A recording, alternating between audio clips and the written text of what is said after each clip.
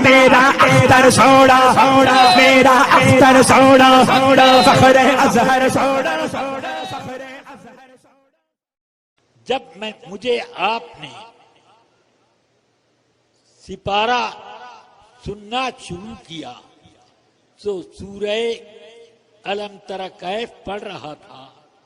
عمر چھوٹی تھی، بچوں میں ڈھٹائی ہوتی ہے، ورنہ صدر الشریعہ کا تو وہ روب تھا کہ اگر دروازے پہ کھڑے ہو جاتے تو اس راستے سے ادھر کے آنے والے ادھر چلے جاتے، ادھر سے آنے والے ادھر سے راستہ کاٹ کے جاتے، وہ روب تھا. مگر اب وہ طیرن ابابیل پر جب میں پہنچا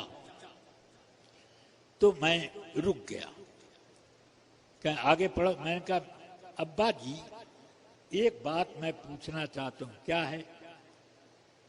یہ طیرن ابابیل جو ذکر ہے، کیا یہ وہی ابابیل ہیں جو ابرہہ کے لشکر پر پتھر گرا رہے تھے؟ تو آپ نے یہ سنا. میں نے اپنی والدہ ماجدہ سے ان ابرہہ کے لشکر کا واقعہ سنا تھا. تو اسی واقع جیسے ہی ابابیل کا لفظ آیا، پورا نقشہ ابرہہ کی فوج کا میری آنکھوں کے سامنے آ گیا. پھر میں نے پوچھ ہی ڈالا تو آپ نے اس وقت اپنی زبان مبارک سے ایک لفظ فرمایا، انشاءاللہ یہ بیٹا بڑا عالم بنے گا. سبحان اللہ سبحان اللہ سبحان اللہ. نعرہ تکبیر، نعرہ رسالت. یا رسول اللہ. میں چھوٹا ہوں کہ بڑا، ایک عرصہ ہو گیا، مجھے یاد نہیں ہے کہ 40 سال ہوئے کہ 50 سال ہوئے یا زیادہ.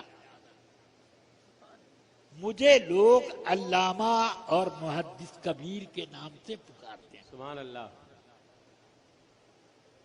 جب میری داڑھی میں ایک بال بھی سفید نہیں تھا تب بھی میں محدث کبیر کہلاتا. سبحان اللہ سبحان اللہ. اور اس وقت بھی میں علامہ کہلاتا.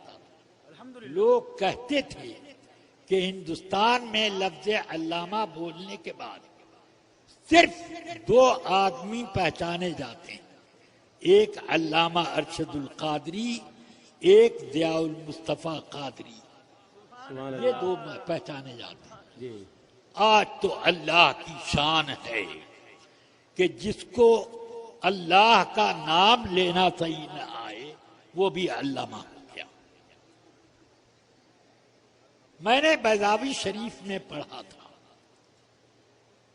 کہ اللہ میں لام پر جو الف ہے اس الف کو گرا کر، یعنی بے پڑھے ہوئے نماز پڑھی جائے تو وہ نماز فاسد ہوگی. بسم اللہ الرحمن الرحیم پڑھیں تو نماز فاسد ہوگی. میں نے فقہ حنفی کی بہت سی کتابوں میں تلاش کیا، مجھے کہیں نہ ملا. حضور مفتی اعظم جن کی بارگاہ کا ایک ادنا غلام، سبحان اللہ. حضور صدر الشریعہ کے بعد میری تربیت میں 2 آدمیوں کا سب سے بڑا حصہ، ایک حضور حافظ الملت والدین اور ایک حضور مفتی اعظم. میں نے حضور مفتی اعظم سے دریافت کیا، حضور علامہ امام ناصر الدین قاضی بیضاوی علیہ الرحمہ نے اپنی تفسیر قرآن بیضاوی شریف میں لکھا ہے کہ اللہ کے لام پر سے الف گرا کر نماز پڑھی جائے تو نماز فاسد. کیا ہمارے فقہ حنفی میں اس طرح کا کوئی مسئلہ ہے، میں نے بہت تلاش کیا نہ ملا، اس لیے حاضر بارگاہ ہوں، سرکار فرما دیں۔ فرمایا یہ پڑھنا صحیح نہیں، لیکن نماز فاسد نہ ہوگی۔ سمجھ میں آ گئی بات؟ اس لیے میرے اندر عجیب ہیجان پیدا ہوتا ہے جب کوئی اللہ اللہ کہتا ہے۔ سمجھ گیا؟ یہ اس لیے میں کہہ رہا ہوں کہ شعراء حضرات بھی ذرا مسائل سیکھ کر کے الفاظ اللہ رسول کی بارگاہ میں پیش کریں، اور میری طرف سے اگر کوئی دل میں رنجش محسوس کریں تو معاف کریں میری گفتار کو، مگر میرے مسئلے کو وہ معاف نہیں کر سکتے۔ ان کو حق نہیں ہے کہ جو مسئلہ میں بیان کر رہا ہوں اس پر کوئی چوٹ کر سکے۔ ہاں 12 رفیقان گرامی، اب یہ حال ہے میری سوانح عمری کا کہ میں بچپن سے آج تک پڑھنے اور پڑھانے اور کبھی کبھی تقریر کرنے میں مصروف رہا، مگر تقریر کا بھی میرا معاملہ وہی ہے کہ میں نے لوگوں سے کئی جلسوں میں یہ اعلان کیا، مجھے تقریر اور جلسے گاہ میں زبردستی بلاتے ہو تو میں بھی زبردستی کرتا ہوں، وہ یہ کہ اپنی درسگاہ جلسے گاہ میں بٹھا دیتا ہوں۔ اس لیے میں جلسے میں تقریر نہیں تدریس کرتا ہوں، سبحان اللہ سبحان اللہ، اور درسگاہی آداب میں ملحوظ رکھتا ہوں۔ اب چلیے،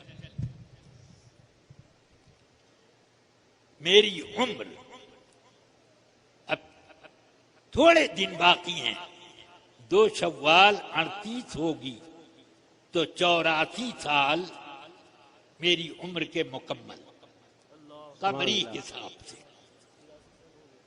میری عمر یا میری عمر سے زائد کے عوام کو تو میں نہیں جانتا، مگر علماء میں شاذ نادر ملیں گے۔ اس لیے اب آپ حضرات اس کھراٹ بوڑھے سے چند باتیں سماعت فرمائیے۔ یہ اس لیے میں کہہ رہا ہوں کہ میری عمر اس مرحلے میں ہے کہ نہ مجھے تدریس